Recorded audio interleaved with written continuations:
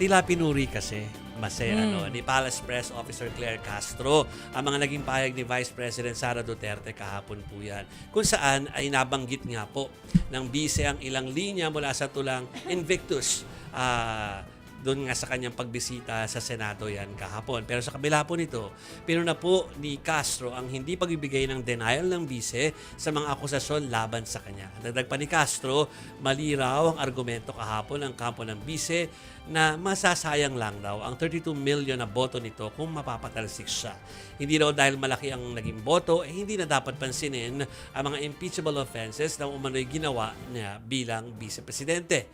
Kinamusta rin ni Castro si Senator Pia Cayetano at pansin daw kasi niya ay tuwing nagsasalita ito ay tila hinihingal. Masay, paano ba ito sinabi? Oo, kasi ang sinasabi nga ni Yusek Claire Castro, bakit daw parang hingal na hingal lagi recently itong si Senator Pia Cayetano?